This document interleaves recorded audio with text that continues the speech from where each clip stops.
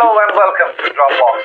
Welcome back to drop box. আমি রেহান রাসুল আছি আপনাদের সাথে, আর আপনারা অবশ্যই আমার সাথে থাকার কথা। জানি না গত অনুষ্ঠানটা কেমন লেগেছে তার উপরে নির্ভর করে, অলরেডি বাদ দিয়ে দিয়েছেন কিনা এটা দেখা আমি জানি না, সেটাও একটা কমপ্লেইন আকারে আসতে পারে আমাদের কাছে যে না ড্রপ বক্স এখন আর ভালো লাগছে না। এই যে আপনার ভালো লাগা ভালো না লাগা এগুলো রাখবেন কোথায়, এগুলো ফেলবেন কোথায়? সব তো ফেসবুকে স্ট্যাটাস দিয়ে বড় বড় কথা বলেন, অথচ জায়গা মতন সুযোগ দিলে কেউ একটা কথাও বলতে চান না। তো সুযোগটা অন্তত দিতে চাই আমরা, এই জন্য এই ড্রপ বক্সের আয়োজন। শুরুটা আমরা কিছু সেলিব্রিটি পার্সন, কিছু ফেমাস পার্সন যাদেরকে সবাই চেনে এমন কিছু মানুষকে নিয়ে করার চেষ্টা করছি, যাতে করে আপনারা বুঝতে পারেন যে আমাদের আসলে এই শো এর ফরম্যাটটা কি। বাট এখানে কিন্তু সবসময় শুধু সেলিব্রিটিস থাকবে না। সেলিব্রিটিরা যাদের কারণে সেলিব্রিটি হয়, অর্থাৎ আপনারা যারা তাদেরকে সেলিব্রেট করেন বলে তারা সেলিব্রিটি, আপনারাও আসবেন, আপনারাও প্রশ্ন করবেন, আপনারাও ফেলবেন আপনাদের কমপ্লেইন গুলো এই ড্রপ বক্সে। আজকে আমাদের সাথে ড্রপ বক্সে যে আছে তাকে আপনারা খুব ভালোভাবে চিনেন, সে তার জায়গায় খুব ভালোভাবে সমৃদ্ধ। কিন্তু কিন্তু আপনাদের যে চেনাটা সেটা আপনারা চেনেন একজন উপস্থাপিকা হিসাবে। আজকে তাকে আমি নিয়ে এসেছি অতিথি হিসাবে। আমি উপস্থাপক আছি, সেটাই থাকবো। আমার সাথে আছে আজকে সমৃদ্ধি। কেমন আছো হ্যালো, সমৃদ্ধি? আলহামদুলিল্লাহ ভালো। আপনি?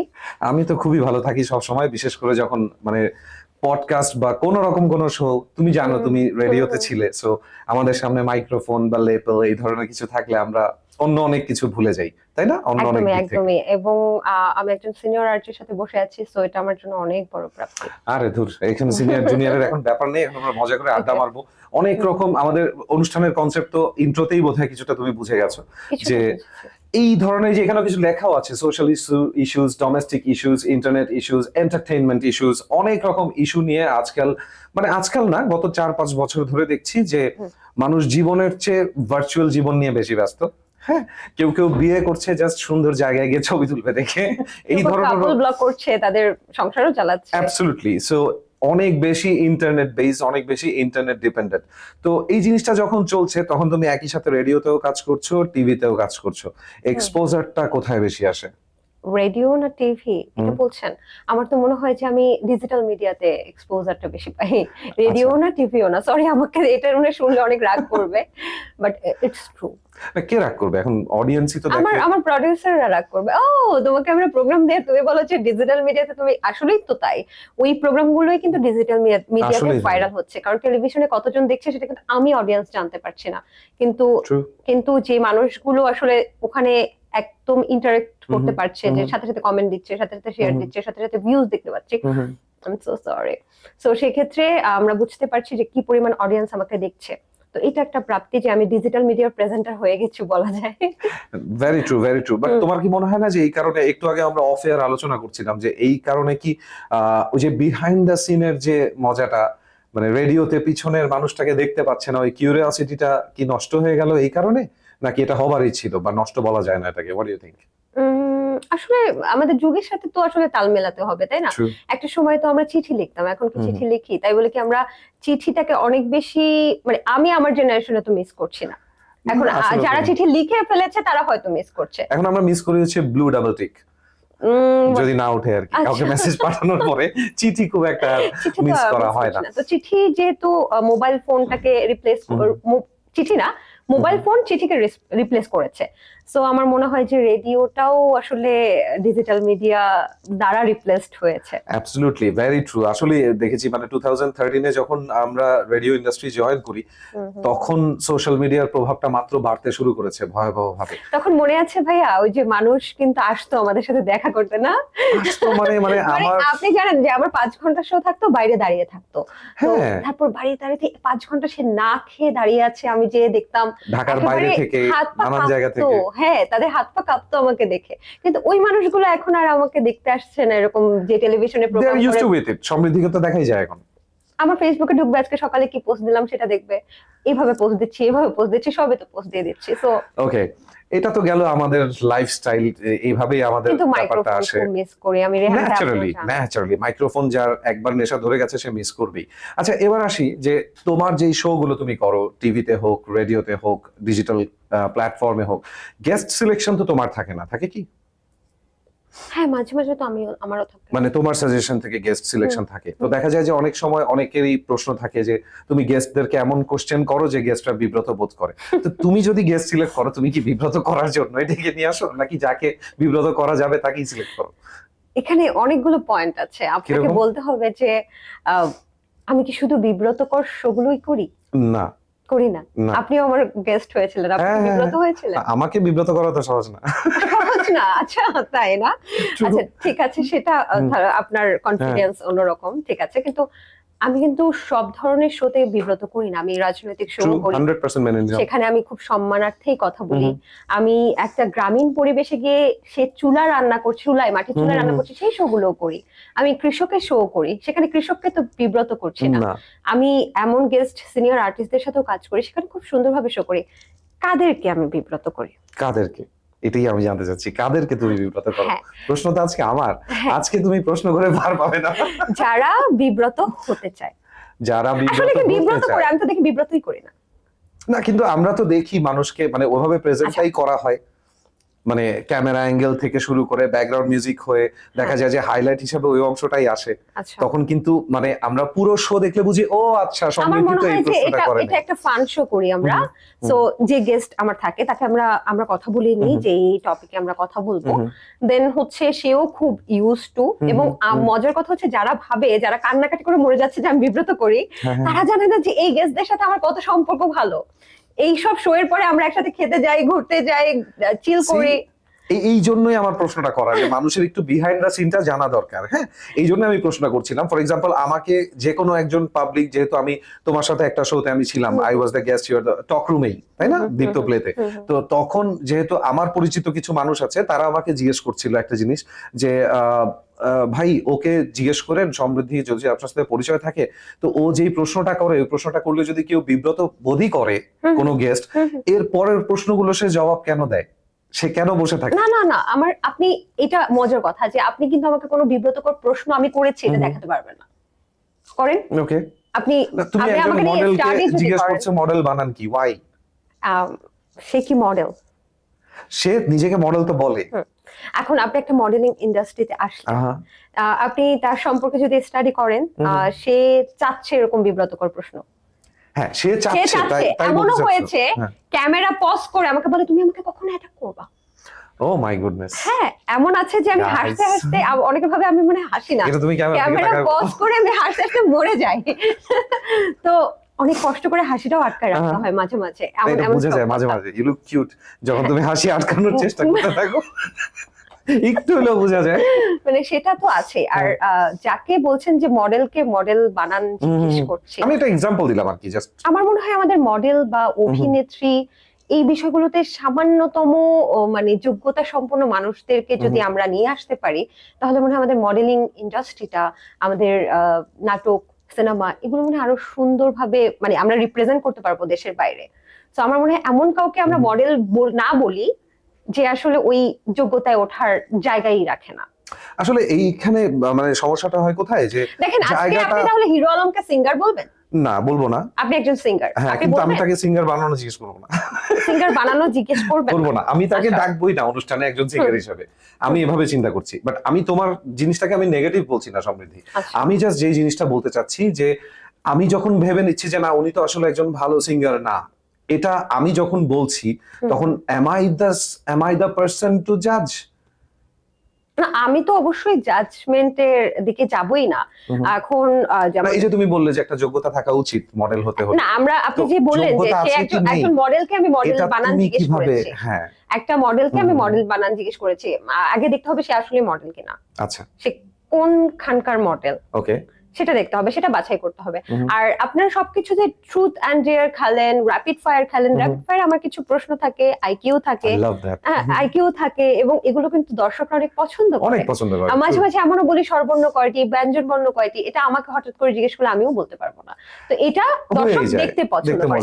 কোনো একটা আইকিউ ছিল ওই কথিত মডেলকে জিজ্ঞেস করা আর কি। সরি টু সে, উনি কিন্তু খুব ভালো একজন মানুষ। আপনি ওনার বিহাইন্ড দ্য সিন, আপনি যার কথা বলছেন তার বিহাইন্ড দ্য স্টোরি জানেন না।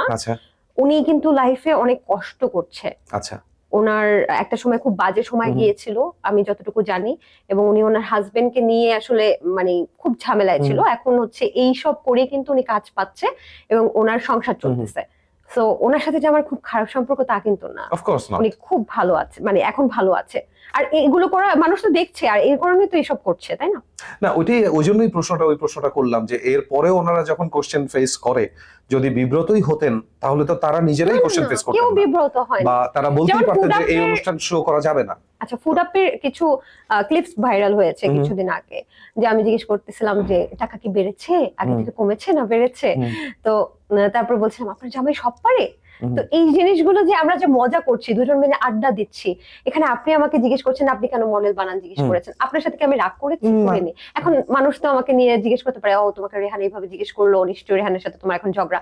না, আচ্ছা, ফুড আপের সাথে এরপরে আমার ঘোরারও কথা ছিল, বাট আমার সেই মানে আমরা আসলে টাইম ম্যাচটা করতে পারি। How do you face that? এই যে মানুষ যে নেগেটিভটাকে নিয়ে বেশি আলোচনায় চলে যায়, এই যে তুমি একটু আগে বলছিলে যে আমি তো সবাইকে বিব্রত করি না, কিন্তু যেই জায়গাগুলোতে তুমি বিব্রত করনি ওই জায়গাগুলো নিয়ে আলোচনার চেয়ে বেশি যে একটা জায়গায় হয়তো শো হয়েছে এমন ভাবে যে বিব্রত হয়েছে বাই চান্স, অ্যাকচুয়ালি তাও হয়নি, ওটা যে বেশি প্রচারণার দিকে যায়। না, do you enjoy it or do you don't want it? কোনটা? সবাই মজা পায়, মজা পায় দেখে এটা এত শেয়ার হয়। মজা তো অনেক এবং কিছুতেই মজার কথা পায়। হচ্ছে আমার একটা প্র্যাকটিস আছে, আচ্ছা, আপনি যাকে নিয়ে আমি বসতেছি তাকে দর্শক কি বলে, কোন কথাটা বলতে পারে না, ধরেন আচ্ছা, মানুষটা পাঙ্গাস মাছের মতো নাচতেছে, আচ্ছা, লিখতেছে নিচে কমেন্টে, হ্যাঁ, কিন্তু কেউ কিন্তু মুখ ফুটে বলতে পারতেছে না, কোনো উপস্থাপিকা বলতে পারবে না ভাই আপনি পাঙ্গাস মাছের মতো নাচেন কেন, বা বোন আপনি আচ্ছা। পাঙ্গাস মাছের মতো ছটফট করেন কেন? হ্যাঁ, আমি ওই কমেন্ট করলে দর্শক কি বললো দেখি, দেখে আমি নোট ডাউন করি, সেটা note down থেকে করে তুমি তোমার তাকে প্রশ্নগুলো জিজ্ঞেস করো। করি, ওর প্রশ্নটা আমি কিন্তু দর্শকের প্রশ্ন তাকে জিজ্ঞেস করি, আমি কিন্তু আমার আচ্ছা। প্রশ্ন করি না।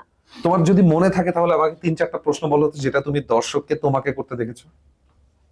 তুমি মানে তার মানে দর্শকের কথা নিজেকে নিয়ে তার মানে কমেন্ট গুলো তুমি পড়ো, বুঝতে পারিনি মানে কথা। দর্শক যে তোমাকে নিয়ে প্রতিক্রিয়া দেয়, হুম হুম। তোমার শো এর দর্শকরা বা তোমার ভক্তরা বা তোমাকে যারা তোমার শো যারা দেখে তারা যে সিগমা গার্ল, তোমাকে নিয়ে প্রতিক্রিয়া দেয়, মানে কি ধরনের কোশ্চেন ইউজুয়ালি করে? 2-3টা প্রশ্ন যদি বলতে তাহলে মজা পেতাম। সিগমা গার্ল বলে Okay. অনেকে। আর প্রশ্ন হচ্ছে, ও আজকে সকালের একটা কমেন্ট আমার খুব খারাপ লেগেছে, কিরকম? বলছিল যে আমি তো একটু দেখতে অসুন্দর, এটা আমি জানি, কে তো বলেছে এটা? এটা অনেকে বলে এই সুন্দরের তোমার কোনো দাঁত ঠিক definition? করাও, দাঁতের মধ্যে সমস্যা আছে। আর এটা তো আমি ছোটবেলা থেকে শুনে আসতেছি আমার দাঁতের কি সমস্যা। বলে? এরকম দাঁতের জন্য পাগল অনেক ছেলে ঘুরতেছে না রাস্তায়। না না। তো আমি জানি আমার আমার অসুন্দরটা সৃষ্টিকর্তা তো অবশ্য সব সৌন্দর্য উনি দিয়েছেন সবাইকে, অবশ্যই। কিন্তু যেটা হয় আজকে সকালে একজন কমেন্ট করেছে, আমি ঘুম থেকে উঠেও কমেন্টটা দেখেছি, আমি আচ্ছা। কমেন্ট দেখি, ওকে, অফ আমি কোর্স। সব কমেন্ট দেখি। তো ও কমেন্টটা করছে আমার ছবির নিচে যে এই বেডিরে কিভাবে মানুষ প্রেজেন্টার বানায়। নাম মনে আছে? আহ, না আমি হয়তো আমার মোবাইলটা পেলে বলতে পারবো এরকম। আচ্ছা, না না, এদের আমার মনে হয় নাম ধরে বলা উচিত এদের ক্ষেত্রে, এই জন্য। না আমি রাগ করিনি, আমি কারোর সাথে রাগ করি না। আচ্ছা, তো যাই হোক, বলছে এই বেডিরে কিভাবে মানুষ প্রেজেন্টার বানায়, এই বেটি দেখতে এরকম পচা বস্তির মতো, তারপর বলতেছিল দাঁতগুলো জানি কেমন, আর লিখছে যে আমার মনে হয়, সে আবার একটা সমাধানও দিয়ে দিছে, আচ্ছা, আচ্ছা, এত এত টিভি কেন ওকে নিচ্ছে, আমার মনে হয় এই বেডি রাতের বেলা প্রডিউসারকে সময় দেয়, আচ্ছা, দ্যাটস ওয়াই এতগুলা শো পায়। আচ্ছা। সরি, এটা খুব বাজে কথা হয়ে না, গেল এটা না? কোনো বাজে কথা হয়নি। এটা মানুষ যদি ওপেনলি কমেন্টে এরকম ছোট লোকের কথা বলতে পারে, যাকে নিয়ে বলা হয়েছে সে কেন ওপেনলি বলবে না? ঠিক হ্যাঁ আছে। একদমই। এবং আমি যে মানুষের কথা বলি দেখেই তো মানুষ আমাকে পছন্দ করে, তো আমি আজকেও মানুষের কথাই না, বললাম। এটাই আশা করছিলাম সমৃদ্ধি, এটাই তোমার কাছ বলছে। থেকে রাগ ঢাক আশা করিনি। হ্যাঁ, আমি কখনো রাগ ঢাক করি না, আমি Brilliant. যেমন তেমন। তখন আমি বলছি, মানে আমার হঠাৎ করে চট করে যে মানে মানুষ ইমাজিনেশনে চলে যায় না, আর আমি খুব ইমাজিনেশনে থাকি সব সময়। তো আমার চট করে মনে হচ্ছিল কি এটা বলবো, আচ্ছা যাই হোক বলি, যে কোনো একটা জায়গা থেকে আমাকে টিভি চ্যানেল বলবো, আচ্ছা যে কোনো একটা platform, okay, please TV channel গাইডটা দিন প্লিজ। এই ক্লিপটা রাখেন কিন্তু আবার। কোন টিভি চ্যানেল কাটতে বলছে এটা আমরা দেখাবো, ভাইয়া। কিন্তু রাখবো। না, মজা করলাম, বলো বলো। আচ্ছা, এরকম হয়েছে অনেক জায়গা থেকে আমাকে মানে কোনো কারণে বাদ দিয়ে দেওয়া হয়েছে, এটা শুধু টিভি চ্যানেল না, বিভিন্ন প্ল্যাটফর্ম থেকে। ধরেন একটা মেয়ে যখন প্রথম কাজ করতে আসে, তখন যখন কাজ করতে থাকে, আমি খুব পরিশ্রমী, প্রচুর পরিশ্রম করি, তো হুট করে আমাকে বাদ দিয়ে দিচ্ছে কি কারণে, যে কোনো একটা কারণে, যে কোনো কারণ বলতে আমিও জানি না কারণটা কি। তোমাকে জানানো হয়নি কেন? মানে এরকম কয়েকটা ঘটনা ঘটছে, একটা যেমন আমি একটু, আচ্ছা এটা না বলি, আমি যে কোনো কারণে বাদ দিয়ে দিচ্ছে, দেওয়ার পরে শুধু একটা চ্যানেলে, একটা কথা বলছি না কিন্তু কয়েকটা প্ল্যাটফর্ম থেকে, একবারে? একবারে না, আমার জীবনে আচ্ছা, বহুবার আমাকে বাদ দিয়েছে। আচ্ছা, ধরেন বাদ দিয়ে দিল, তারপরে আমি দেখেছি যে 2-3 মাস পরে আবার আমাকে ডাকছে। ওকে। কারণ যেই শোটার জন্য বাদ দেওয়া হয় সেই শোটা সামহাও মনে করে যে না ঠিক আছে সমৃদ্ধি ভালো করছে, কারণ আমি হার্ড ওয়ার্কিং, আমি শো এর প্রতি অনেক কনফিডেন্স, সো তারা আমাকে আবার নিয়ে যাচ্ছে। আচ্ছা। তাই বলে আমার কিন্তু ওই প্রডিউসারের সাথে কোনো খারাপ সম্পর্ক করতে হয়নি, না। বা আমার কারোর সাথে কোনো খারাপ সম্পর্ক করতে হয়নি, এবং আমি গ্রেটফুল যে আমার প্রডিউসার আমাকে খুব সাপোর্ট করতেছে। বাট এই সাপোর্ট ওইটা না যে বেড়ে যেতে হবে। সো আমি এতটুকু কনফিডেন্টলি বলতে পারি যে এই পর্যন্ত যতটুকু কাজ করেছি কোন প্রডিউসার আমার হাত পর্যন্ত ধরে নাই। একজন ধরার চেষ্টা করছিল, সে থাপ্পড় খাইছে। গ্রেট। একদম আমার লাইফের প্রথম টেলিভিশন চ্যানেল যেটার মাধ্যমে আমার উপস্থাপনার যাত্রা শুরু, সেই প্রডিউসার আমার হাতে থাপ্পড় খাইছে, এবং এটা আমি বুক ফুলায় বলতে পারি। আমি নাম বলবো না। না, ফ্যান্টাস্টিক ফ্যান্টাস্টিক। এই জিনিসটাই আসলে, এই প্রতিবাদটা আমার মনে হয়, এই যে থাপ্পড় দেওয়ার কথাটা বললো, এটা যদি প্রত্যেকটা মানুষ করে, কখন করতে পারবে? যখন সে জানে যে আসলে সে কিসের বদলে কি চায়। সে তার প্রতিভা দিয়ে এগিয়ে যেতে চায়, নাকি সে অন্য কোনো ভাবে প্রতিভাবানদেরকে সরিয়ে একটু সামনে এগিয়ে যেতে চায়, তার উপরে নির্ভর করছে। ভেরি সিরিয়াস টক। এই জায়গা থেকে একটা জিনিস বলতে চাই, আমরা প্রথমে যেই কমেন্টটার কথা বলছিলাম, ওটাকে আমরা একটা কমন কমেন্ট ধরতে পারি। কি জন্য? আমি নিজেও দেখেছি যে আমাদের দেশে ম্যাক্সিমাম টাইম, বিশেষ করে মেয়েরা যখন উন্নতি করতে শুরু করে, যখন ফিমেল পিপল সামনের দিকে আগানোর চেষ্টা করে, তখন সে একটা ব্যাংকে চাকরি করলেও বলা হয় মনে হয় ব্যাংকের এমডির সাথে কিছু একটা আছে। তখন সে মিডিয়া লাইনে হলে বলা হয় নিশ্চয়ই ডিরেক্টর বা প্রডিউসারের সাথে তার সম্পর্ক আছে। এই ধরনের কথাগুলো প্রায়ই বলা হয়, এবং এগুলো যারা ওপেনলি বলে তারা কিন্তু প্রেজেন্টেশনের পিটাও জানে না। তারা চিন্তাই করতে পারে না যে একটা শোতে উইদাউট এনি ফাম্বল কয়েকটা কোশ্চেন একজন আর্টিস্টের সাথে লিমিটেড টাইমে করে ফেলতে, ইনক্লুডিং নিজের এক্সপ্রেশন ঠিক রেখে, নিজের বাচনভঙ্গি ঠিক রেখে, নিজের অনেক কিছু সঠিকভাবে দেখে, গেস্টের মেন্টালিটি কেমন সেটা পর্যন্ত চিন্তা করে একটা শো সাজাতে হয়। এই ব্যাপারটাই তো মানুষ বোঝে না। এদের থেকে এরকম ফিডব্যাক পাওয়ার পরে তুমি কখনো হতাশ ফিল করেছো যে ধর এই লাইনে কাজই করবো না? না, তবে আপনি যেটা বললেন যে একটা ধারণা থাকে যে মেয়েরা কাজ করে মানে হয়তো একটু উপরের শ্রেণীর সাথে একদম মুখের উপরে বলে দেয় মানুষ, এটা একদম চিন্তা না করে বলে দেয়। আমার মনে হয় যে সেক্টরেই থাকেন না কেন, আপনি যদি আপনার বসের সাথে রিলেশনশিপ করেন, ধরেন আপনি আর্টিং পেশায় যদি থাকেন, আপনার যদি যোগ্যতা না থেকে আপনি রিলেশন না, ধরেন আপনি একটা সিনেমা করবেন, আমি একটা সিনেমা করব, এখন আমি প্রডিউসার বা ডিরেক্টরের সাথে প্রেম করলাম, ওইটাই আমার ফার্স্ট এন্ড লাস্ট সিনেমা হবে। Should be. ওইটাই আমার ফার্স্ট এন্ড লাস্ট সিনেমা হবে, কারণ আপনি প্রেম করে রিলেশন করে একটা কাজ করতে পারবেন ওই সেক্টরে, 2 নাম্বার কাজ করতে পারবেন না আপনার যদি সেই যোগ্যতা না থাকে। আপনি বলেন যে মিডিয়াতে নাকি লবিং হয় বা শোয়ার বিনিময়ে কাজ হয়, আমি এটা বিশ্বাস করি না। মিডিয়াতেও যোগ্যতা খোঁজে এখন এবং আগে কি হতো জানি না, এখন খুঁজে। আমি এটার সাথে সম্পূর্ণ সহমত হতে পারছি না, কারণ বেশ কিছু জায়গায় ডিসক্রিমিনেশন আমরা দেখি। ওটা একটা দুটোর জন্য, যারা টপ মোস্টে গেছে আমার মনে হয় না তারা মানে কোনো কিছু দিয়ে তারপরে গেছে। দ্য ফ্যাক্ট ইজ টপ মোস্টে যারা যায়, এটা আমার ব্যক্তিগত মতামত, টপ মোস্টে যেতে হলে you have to be talented, but ওই ট্যালেন্টটার মূল্যায়ন পাওয়ার জন্য তাকে আসলে কতটুকু কি করতে হয় এটা আসলে অনেক সময় আমরা জানি না। এবং তাই বলে তার যে ট্যালেন্ট নেই তা বলছি না, কিন্তু আমরা আমি নিজেই তো যখন অনেকের ইন্টারভিউ নিয়েছি, আমি এবং শুধু তাই না, আমি আমার চেয়েও সিনিয়র অনেকজনের ইন্টারভিউ নিয়েছি, তাদের কাছ থেকেও তুমি এই শোয়েই আরো অনেক গেস্ট আছে, তখন আমাদের শোটা রিলিজ হবে, ইউ উইল ডেফিনেটলি সি, তুমি অবশ্যই দেখো, বেশ কিছু ফিমেল হোস্টেস তাদের আমি ইন্টারভিউ নিয়েছি, তাদের অনেক কথা থেকেও তুমি বুঝতে পারবে যে তারা কতটুকু কষ্টের মধ্যে আছে, যে কিছু মানুষের কারণে তাদেরকেও এটা ভাবা হয় যে বোধহয় এভাবে করেই সুযোগটা পেয়েছে। তখন কেউ দেখছে না যে ওই মানুষটার আসলে ট্যালেন্ট আছে বলে সে আজকে সামনে, বাকিরা ওভাবে পারে না বলে এভাবে সামনে, বাকিরা ভাবছে আরো ট্যালেন্টেড অনেকে ছিল, কিন্তু এই মেয়েটা বা এই ছেলেটা প্রডিউসারের সাথে খাতির করে এই সুযোগটা পেয়ে গেছে। হতে পারে, সেটা আমার আশেপাশে আমি দেখি, which is happening but not for everybody. You are absolutely right. এটা মোটেই সবার জন্য নয়। তো যাই হোক, এই টপিকতে নিয়ে এত কথা কেন বললাম, মূল বলার কারণ হচ্ছে যে পাবলিককে বলা, Dropbox is not a show for celebrities only.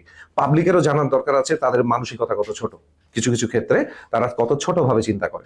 বেশিরভাগ উপস্থাপক এই কথাটা বলে না, কারণ পাবলিকের পা চাটা তাদের কাজ হয়ে গেছে, কিন্তু আমি আবার এই কাজটা করি না, আমিও করি না। কারণ আমার প্রয়োজন নেই। আমি পাবলিককে সেটাই জানাতে চাই যেটা আমার মনে হয় ঠিক আছে, এবং ঠিক একই ভাবে আমি পাবলিকের পায়ে ধরে ক্ষমা চাইতেও জানি। ওটা আমার ইগোতে লাগবে না যদি আমি কিছু ভুল বলে থাকি। সো আমার যেটা বলার আমি সেটা ওভাবেই বলবো।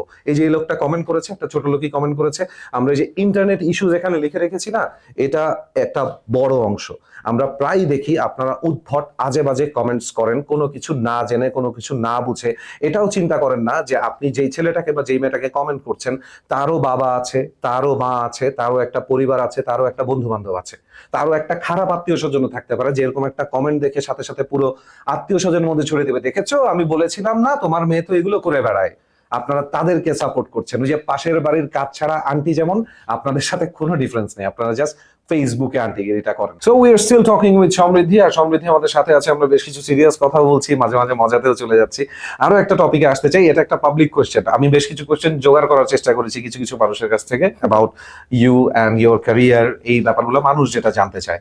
একজনের একটা কোশ্চেন আমার কাছে খুব ভ্যালিড লেগেছে, যে তুমি কি কখনো এমন কোনো সিচুয়েশনে পড়েছো যে তুমি একজন গেস্টকে তোমার মতন কোশ্চেন করে যাচ্ছ and he or she faced it, say face করেছে, কিন্তু সে, তোমার কি কখনো ভয় লেগেছে এই মানুষটা যদি এই ইন্টারভিউর পরে কোনো রকম মেন্টালি ট্রমাটাইজড হয়ে যায়, যে তাকে এই জিনিসগুলো ফেস করতে হচ্ছে, এখন এই প্রশ্নগুলোর জবাব সে দিয়ে দিয়েছে, এখন সে একটা ঝামেলার মধ্যে পড়ে গেছে? এই ধরনের কখনো কোনো কিছু ফেস করেছো? না, এরকম কোনো কিছু স্পেস করিনি আমি।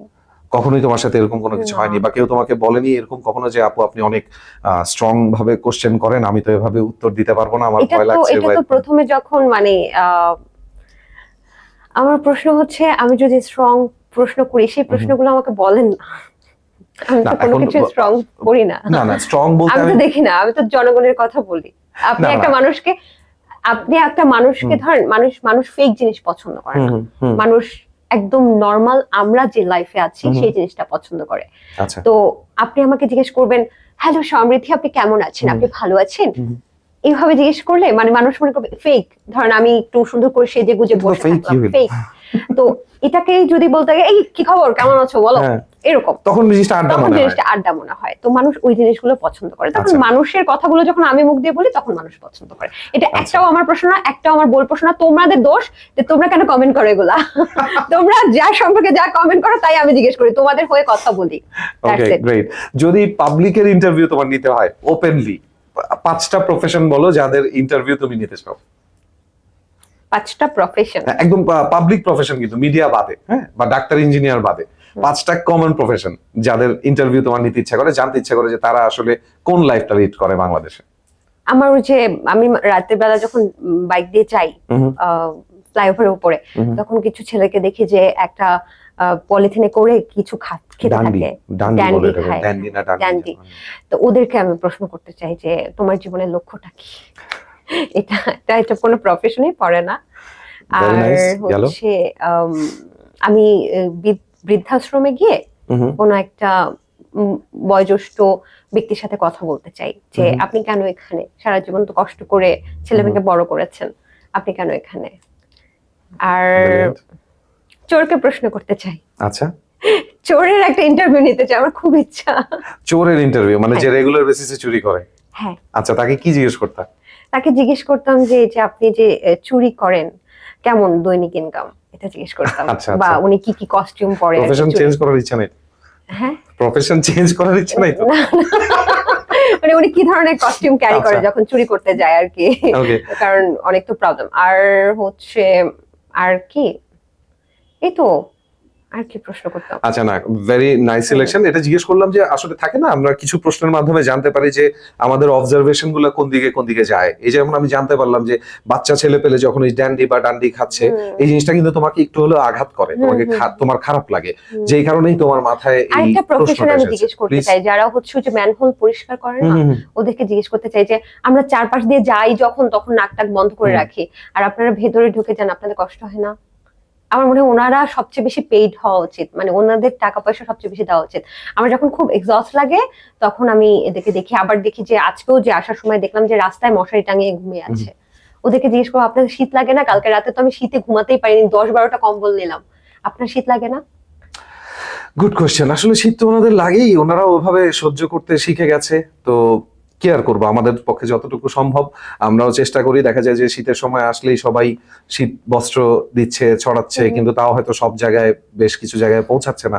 দূরে দূরে জায়গাগুলোতে আরো বেশি চিন্তা করি, যে পঞ্চগড়ের মতন জায়গাগুলোতে যেখানে প্রচন্ড রকম মানে শীতের প্রকোপ, গরমে থেকে বাঁচতে তাও পুকুরে ঝাঁপ দেওয়া যায়, শীতের থেকে বাঁচতে একটা মানুষ কোথায় যাবে?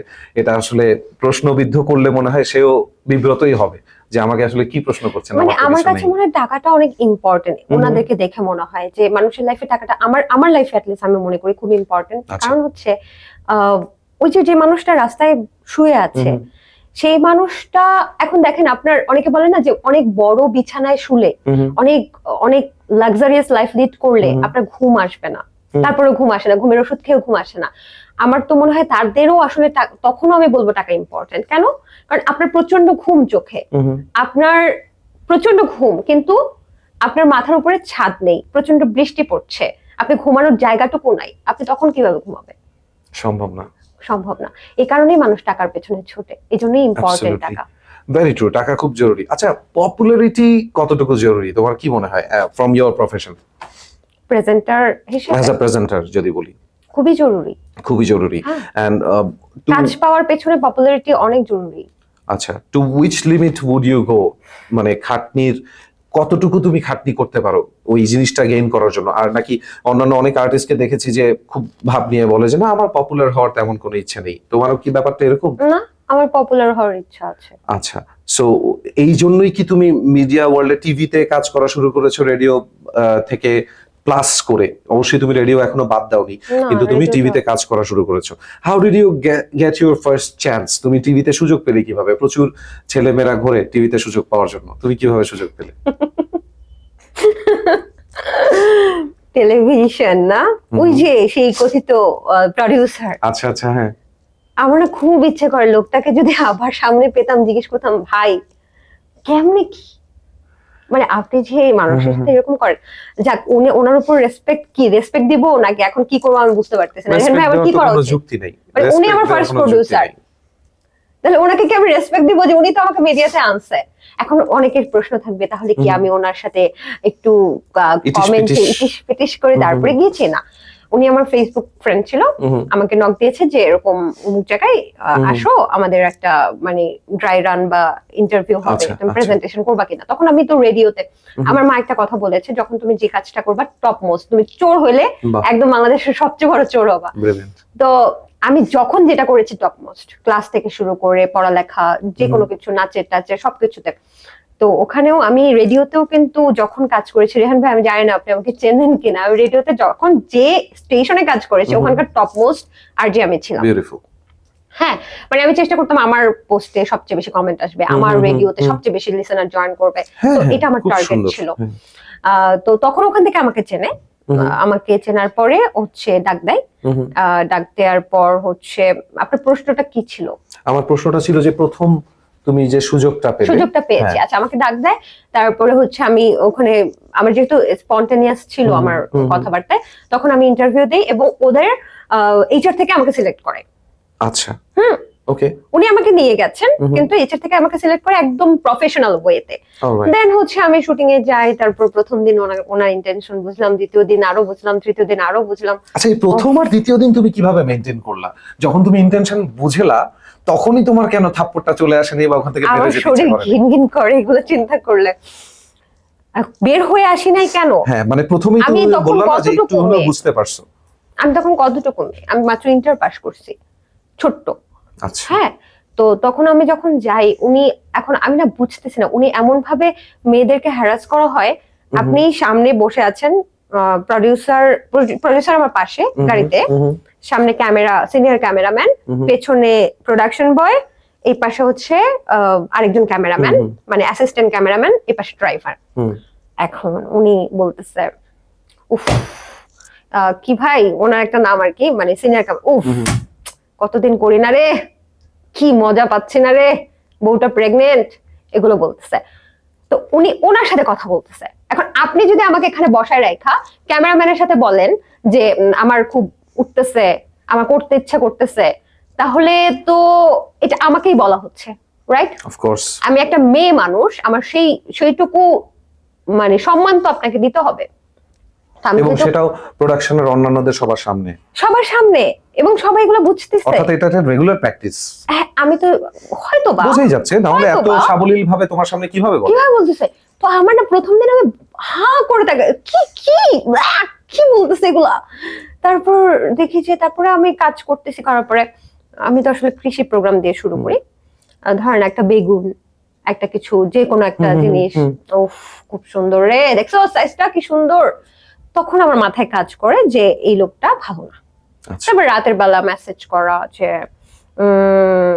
কি ঘুমাইছো, আমার খুব একা লাগতেছে, তোমার সেটা ভাবিকে নিশ্চয়ই তো গভীর পাচ্ছি রাতে, না। 12টা, গভীর 12:30, রাতে 1টা। আমি বলছি, ভাইয়া আমাকে কেন মেসেজ দিচ্ছেন? হ্যাঁ, এখন একটা মানুষকে বুঝতে হইলেও তো। তারপরে আমার একটা কষ্ট আছে, আমি গিয়ে ওদের যখন আমি কাজ করি, ওদের সিনিয়র যিনি ছিলেন দায়িত্বে, তাকে গিয়ে বিচার দিয়েছি, সে কোনো করেনি, কিছু করেনি, কোনো পদক্ষেপ আচ্ছা। নেয়নি। তো ওনার উপরেও আমার রাগ। আমি শুনছি উনি ভালো মানুষ, কিন্তু পদক্ষেপ কেন নিল না? তার মানে উনি সাপোর্ট কি করতেছে ধরনের ভালো এটাকে। মানুষ হলো এটা বুঝলাম না তো। মানে এখন তো মিডিয়াতে কাজ করি, মানুষের সাথে কথা হয়, জানি উনি ভালো মানুষ। আমার প্রশ্ন হচ্ছে উনি কেন পদক্ষেপ নিল না? ধরেন আপনার সম্পর্কে তো মানুষ ভালোই বলবে, তাই না?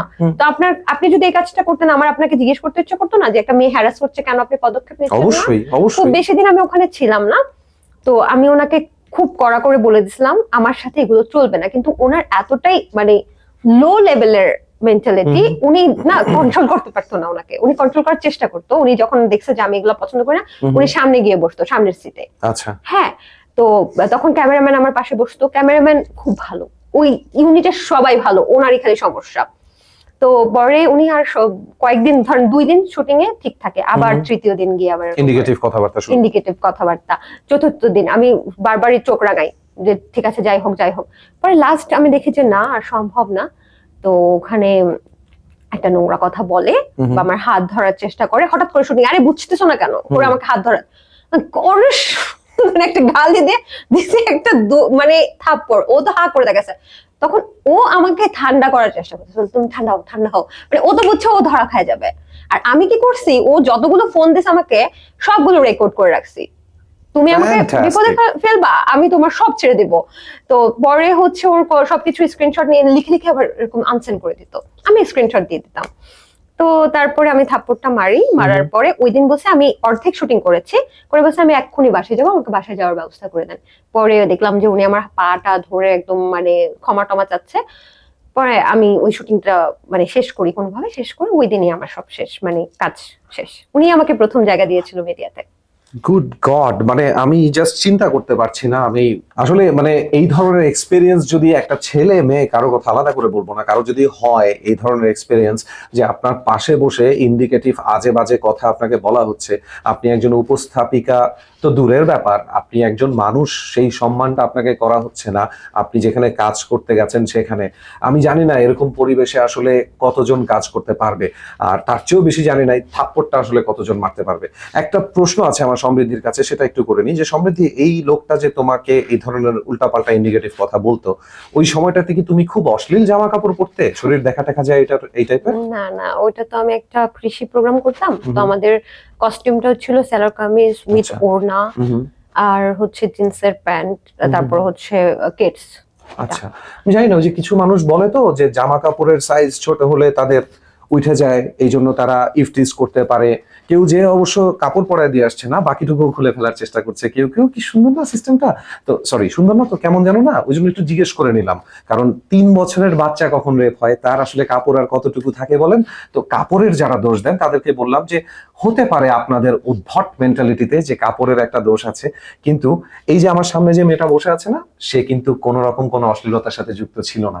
অশ্লীল ছিল আরেকটা মন। জামার সাইজ ছোট হয়ে লাভ নেই, মনের সাইজ আপনার কত বড় একটু একটু চেক করেন।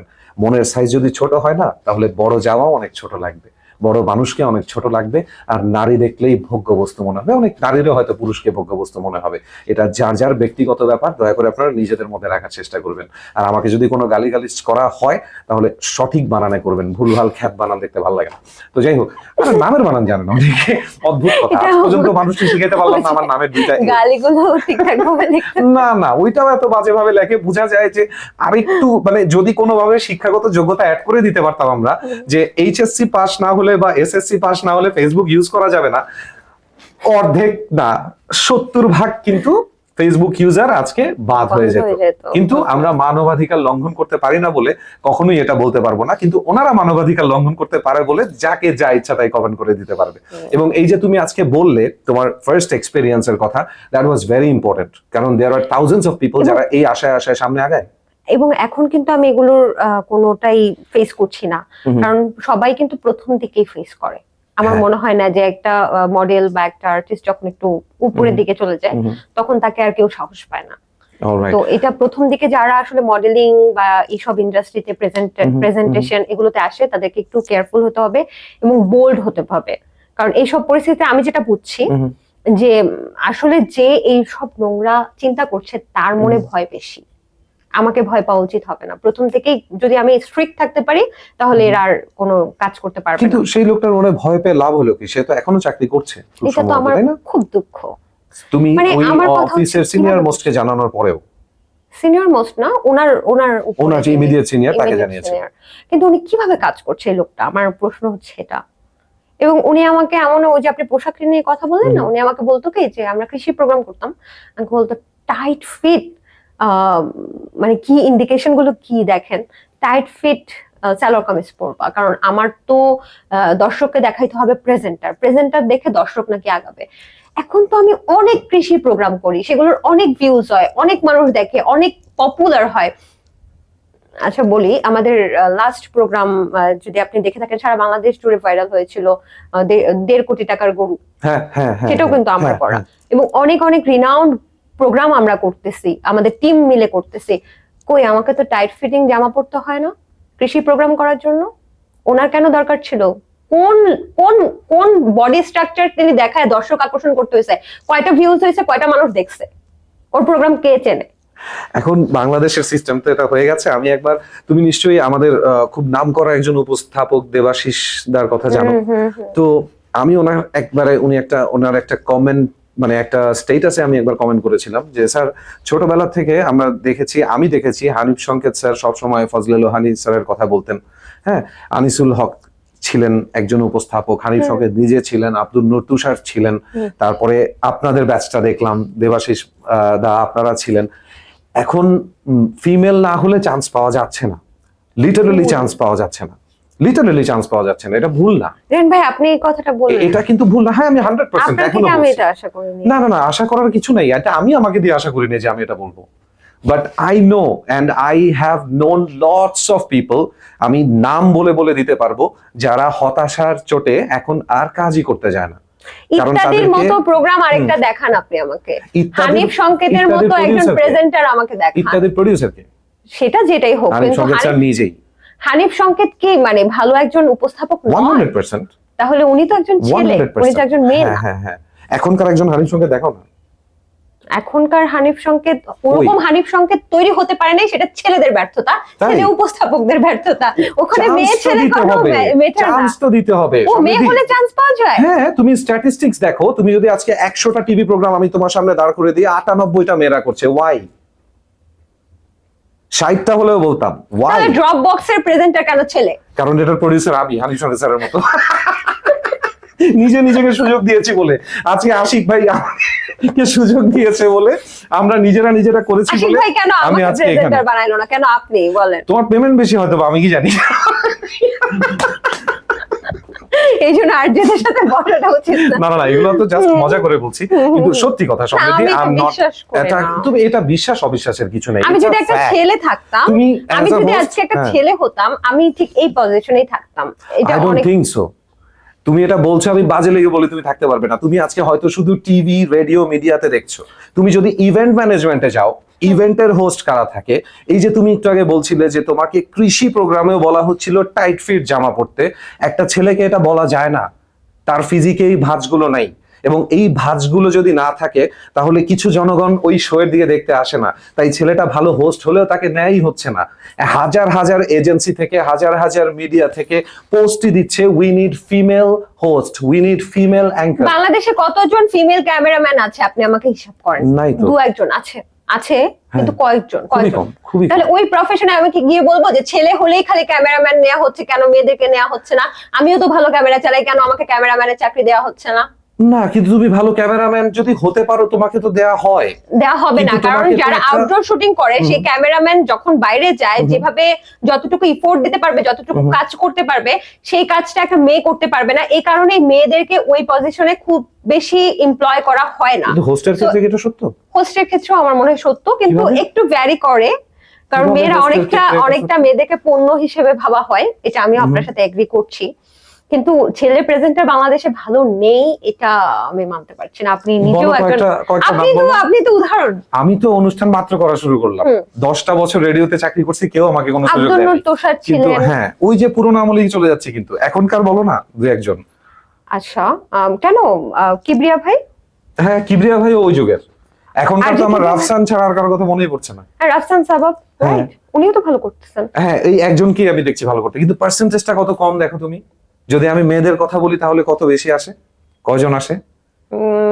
ঠিক আছে। শ্রাবণ্য তৌহিদা আসে, মৌসুমী মৌ আসে, নীল হুরে জাহান আসে, শান্তা জাহান আসে, আরো কতগুলো নাম শুনতে চাও, তাসনুভা মোহনা আসে, তাই না? আচ্ছা। সমৃদ্ধি আসে, অনেকজনই কিন্তু আসে। কিন্তু তুমি যদি পার্সেন্টেজটা দেখো, এটা কিন্তু আমি তোমার সাথে তর্ক করছি না, না, ঠিক এটা আমি আছে। সিরিয়াসলি তোমার সাথে তর্ক আমার মনে হয় করছি না। ছেলেদেরকে মানে ব্রেইনটাকে আরো বেশি কাজে লাগাতে হবে, তাহলে ঠিক হবে হ্যাঁ, সব। ছেলেদের ব্রেনটা আরো বেশি কাজে লাগাতে হবে, এমন জায়গায় গিয়েই কাজে লাগাতে হবে যাতে তাদেরকে একটু ইন্টারভিউতে ডাকে। ইন্টারভিউ না দিলে আসলে তুমি কিভাবে বুঝবে যে কে ভালো What না do কে you খারাপ? mean? তারা তো ডাকই পাচ্ছে না। লিটারালি তুমি আজকে যদি আমার সাথে এখানে আলোচনা না করে, আমরা শেষ করে দিব কিছুক্ষণের মধ্যেই, এখানে যদি তুমি আমার সাথে আলোচনা না করে তুমি যদি 10টা ইভেন্ট অর্গানাইজারের সাথে কথা বলো, তাহলে তুমি একবারে আমার কথা বুঝে যাবে আপু। আমি কোনো পক্ষপাতিষ্ঠ কথা বলছি আচ্ছা না। ঠিক আছে, আপনি সিনিয়র, আপনি যেটা বলবেন সেটা, না, না, কিন্তু না, না, আমি তারপরেও যেটা বলবো সেটা না, তুমি আমার রিসার্চ করো। জ্ঞান থেকে বলতে চাচ্ছি যে ছেলেরা যদি ভালোভাবে আসে, হুম, যেমন ওই যে আপনি রাফসান সাবাবের কথা বললেন, যদি ভালোভাবে তাদের চর্চাটা করে একটু ডিফারেন্ট ওয়েতে, উপস্থাপক আছে একটা প্লাস্টিক উপস্থাপক আর একটা হচ্ছে ন্যাচারাল উপস্থাপক। যদি ছেলেরা ন্যাচারাল উপস্থাপনা করতে পারে আর মেয়েদের ক্ষেত্রেও সেম, তাহলে অবশ্যই তারা লাইমলাইটে আসবে, এটা আমার বিশ্বাস। হ্যাঁ, এটা আমারও একসময় বিশ্বাস ছিল সমৃদ্ধি। আমি জানি তোমার এই বিশ্বাসটা আইডিয়াল বিশ্বাস, এটাই হওয়া উচিত, but sorry, we are not sexy enough. So এই কারণে আমাদেরকে সব জায়গায় ডাকা হয় না, we are not glamorous enough. এই জন্য আমাদেরকে, এবং সবচেয়ে বড় কথা, আমি নিজে একজন গান গাইতো শিল্পী, তো আমি তোমাকে সবচেয়ে কষ্টের কথাটা বলি, প্রচুর শোতে আমি চান্স পাই না, কারণ আমি ছেলে শিল্পী। অডিয়েন্সের ডিমান্ড হচ্ছে মেয়ে শিল্পী থাকতে হবে, তাহলে তারা দেখবে এবং নাচবে। এটা খুব না কষ্টের মানুষের কথা। রুচিতে কিন্তু ঝামেলা। হ্যাঁ, হ্যাঁ, এবং এটা আমি এটা মানুষের কিন্তু রুচিতে শুধু প্রডিউসার বা মেয়েদের দোষ দিচ্ছি না যে কেন মেয়েরা বেশি সুযোগ পাচ্ছে, এই ফালতু কথা বলার লোক আমি না। আমি বলছি মানুষের চাহিদাটাই ওই লেভেলে এই যে চলে আপনি গেছে। একটা কথা বললেন, ঠিক আমার সাথেও তো, আমি তো একটা মেয়ে, তারপর আমার সাথেও তো এই কথাগুলো প্রতিদিন শুনতে হচ্ছে। আমি যদি বলি কালকেও শুনেছি, তার আগের দিনও শুনেছি। কি, আচ্ছা তুমি প্রেজেন্টেশন করতেছো সমৃদ্ধি, কতদিন করতে পারবা? এখন নাটকে আসো বা সিনেমায় আসো, কারণ হচ্ছে প্রেজেন্টেশন তো এই যে দুই বছর তোমাকে মানুষ আর একটু দেখবে, তারপরে তো তুমি শেষ। তো এখন তোমাকে পজিশনটা চেঞ্জ করতে হবে। আবার অনেক অনেক মানুষই আমাকে বলেছে, মানে আমার সহকর্মীরাও বলেছে, আর কয়দিন, 6 মাস, 7 মাস, 8 মাস, 10 মাস, অ্যাবসলিউটলি, প্রবলেমটা কয়দিন? কিন্তু এখানেও তাহলে আছে। মেয়েরাও তো মানে After 2 বছর যদি আপনি বেঁধে দেন আমার সময়, তাহলে তো আমারও 2 বছর আমি চাকরি করে ওই কাজটা করে True. কি লাভ? ট্রু, যেহেতু আমরা তাহলে- গ্ল্যামার ডিপেন্ডেন্ট, তাহলে যেহেতু আমি আমাদের, বাসায় বাসায় কাজ করি, তাহলে তো প্রতিদিন কাজ পাবো। এখন 2 বছর যদি আমি কিন্তু প্রেজেন্টেশনে কাজ যেহেতু করি, এটা 2 বছরে কেন তোমাকে সীমাবদ্ধ করা হচ্ছে বলো তো? কারণ তোমার একটা সার্টেন বয়স আসলে তখন তোমার চেকোচি কেউ হলে ভালো হয়। সরি, খুব বাজে ভাষায় বললাম, কিন্তু এটা যে কি কারণে একটা মেয়ের এই ক্যারিয়ার রুচিবোধটা কিন্তু চেঞ্জ তো চাচ্ছি। এই যে গ্ল্যামার থাকতেই হবে, গ্ল্যামারটা মেইন, উপস্থিত বুদ্ধির চেয়ে, হিউমারের আমার তো চেয়ে। গ্ল্যামার নাই। হ্যাঁ, no, you do have a glamour, and that glamour means you are a woman, you are a girl. ঠিক আছে, আমরা কিন্তু দেখি বেশিরভাগ অফিসেও রিসেপশনিস্ট কিন্তু মেয়েদেরকে রাখা হয়, কারণ ফোনটা সহজে কেউ কেটে দেয় না ছেলেও আছে একটা মেয়ে এখন কল করলে, receptionist। তাই না? অনেক কিন্তু হাসপাতালে বেশিরভাগ আছে। ক্ষেত্রে তুমি ট্রেন্ডের বাইরে কথা বলছো, আমি যেটা ট্রেন্ড চলে আসছে এটা কথা বলছি, and I did not set the trends. ওকে ওকে, ঠিক আছে, কাল তো কাজটা আপনার। এবং আমি তোমাকে বলবো তুমি পার্সোনালি প্লিজ অ্যানালিসিসটা করো, প্লিজ তুমি রিসার্চটা করো যে আসলে কয়জনকে কাজ দেওয়া হচ্ছে, কারা কাকে চাচ্ছে, কেন কাজ দেওয়া হচ্ছে না, কারা কাজ পাচ্ছে না। মানে আমি অনেকগুলো ছেলে হোস্টের আসলে ফ্রাস্ট্রেশন নিয়ে তোমাকে আমি বললাম, তার মধ্যে একজন আছে রায়ান রাশিদ, ওকে হয়তো তুমি চিনো, এরকম আরো অনেকজনকে আমি চিনি যাদের একটাই কথা যে ভাইয়া আমাদেরকে একটু সুযোগ দেওয়া যায় না, আমরা একটু হোস্টেল আমিও করতে আমার পারি। ফ্রেন্ডকে চিনি, মাসুক, ও বিভিন্ন চ্যানেলে অনেক কাজ করতেছে। আমি জানি না আপনি চিনেন কিনা। ও হ্যাঁ, হ্যাঁ, আমি শুনেছিলাম, কিন্তু যে পরিমাণ কাজ অন্যরা আমার করছে, থেকেও বেশি করতেছে। Maybe exception cannot be an example. এই যে একজনের নাম বহু কষ্টে খুঁজে পাওয়া গেল। যাই হোক, আমি চাই এরকম আরো খুঁজে পাওয়া যাক, আরো অনেক এরকম হোক, এবং ট্রাস্ট মি, আমি তোমাকে অফেন্ড করার জন্য এই কথাগুলো না, না, বলিনি। হ্যাঁ, আমাদের সময় আজকে আসলে শেষ হয়ে গেছে, হ্যাঁ, এখন শুধু একটা ফর্মালিটি বাকি আছে, তোমার জন্য একটা ছোট্ট উপহার Oh, অ্যাডপ্লাগ প্রোডাকশনের I পক্ষ love- থেকে, ড্রপবক্স এর প্রোডাকশনের পক্ষ থেকে এবং অফকোর্স মিডিয়া স্টার লিমিটেড এর পক্ষ থেকে আমি অবশ্যই এই গিফটটা তোমাকে দিতে চাই। Please, thank you for handing it over, this is for you. So sweet. Thank you so much. Thank you so much Samriddhi for being here, এবং সবচেয়ে বড় কথা হচ্ছে তুমি যে স্ট্রেইট ফরওয়ার্ড কথা বলো, যেই কারণে আমার তোমাকে এখানে নিয়ে আসার খুব ইচ্ছা ছিল। থ্যাংক ইউ সো মাচ এই টাইমটা দেওয়ার জন্য, তুমি হতাশ করনি। এই কথাগুলো তোমাকে দিয়ে আমি অনেক কিছু বলিয়েছি বা বলাতে চেয়েছি, তার মূল কারণ হচ্ছে আমার মনে হয়েছে পাবলিকের একটু পেছনের গল্পগুলো জানা দরকার, যে সবাই টাস করে এসে একটা হিট উপস্থাপক হয়ে যায় না, এটার জন্য একদমই। প্রতিভা লাগে, ট্যালেন্ট লাগে, অনেক হ্যাঁ, খাটনি আর করা লাগে। দর্শকদের উদ্দেশ্যে আমার একটা ছোট্ট প্লিজ, কথা বলা আমি এই সুযোগটাই দিচ্ছিলাম। সেটা হচ্ছে দর্শক যারা আমাকে দেখছেন তাদের উদ্দেশ্যে যে কথাটা, যে আপনারা এখন আমার কাছ থেকে অনেক কিছু এক্সপেক্ট করছেন, যে আমি রাতারাতি বড়লোক হয়ে যাব, রাতারাতি আমার আইফোন থাকবে, রাতারাতি আমি হচ্ছে অনেক দামি দামি ড্রেস পরবো। সো এটার ক্ষেত্রে যে রেহান ভাইও হয়তো জেনে থাকবেন যে প্রেজেন্টাররা কিন্তু খুব বেশি বড়লোক হয়ে যেতে পারে না না। যদি রাতে প্রডিউসারের সাথে না সময় দেয়, এরকম এটা এক্সেপশন। ঠিক আছে, এটা হয় না আসলে, আমি দেখিনি। এক্সেপশন তো 134 কোটি টাকা কত কিছুই হয়, এটা বলতে বলতে প্লিজ।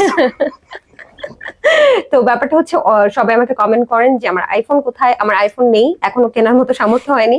আমার গাড়িও নেই, একটা বাইক আছে, আর আমার অত দামি দামি কস্টিউম পরারও সামর্থ্য হয়নি। তাই আমাকে একটু সময় দেবেন, সাপোর্ট করবেন যেন আমি আরেকটু বড় পজিশনে যাই। যখন আমার সামর্থ্য হবে আমি ঠিকঠাক আইফোন কিনবো। তবে এই কমেন্টটা প্লিজ করবেন না যে এত কক্সবাজার শুটিং এ যাই, আমার আইফোনটা কেন এখনো আসে নাই। বিকজ আমি কক্সবাজার শুটিং এ যাই টাকা ইনকাম করতে, সেই টাকাটা আমি আমার পরিবারে দেই। আমি আইফোন কিনতে বা আইফোন পেতে, গিফট পেতে চাই না। থ্যাংক ইউ সো মাচ সমৃদ্ধি। আজকের ড্রপবক্সে আমরা অনেক সুন্দর একটা জিনিস দেখলাম, যে একটা মানুষ যখন নিজের সবকিছু খাটাখাটনি এবং ট্যালেন্ট, ব্রেইন সবকিছু দিয়ে যখন নিজের পরিবারের জন্য, নিজের জন্য, নিজে এগিয়ে যাওয়ার জন্য কিছু করে, তখন যদি তাকে উদ্ভট কোনো কথা বলা হয় যে আপনি তো এভাবে এভাবে এটা করছেন, তাহলে খারাপ লাগে। আপনি হয়তো নিজে সারাদিন অফিস করে এসেছেন, আপনার কেউ যদি আপনাকে বলে যে আপনি তো বসের সাথে খাতির করে মাসের শেষে কিছু টাকা নিয়ে আসেন ভাই, 2 দিন কক্সবাজার ট্যুরে যান তো, এর লেগে টাকা পাওয়া যান, তখন বুঝবেন সারা মাসের খাটনিটার উপরে এই ধরনের একটা কমেন্ট শুনলে কেমন লাগে। So this is Dropbox, I am complaining about you, you should complain about me too. যখন যেটা বলতে ইচ্ছা করে বলে ফেলবেন, ঘাট তেরা জবাব আমার থেকে সব সময় পাবেন, always in here. So get ready for Dropbox, you might just be the next guest, stay tuned.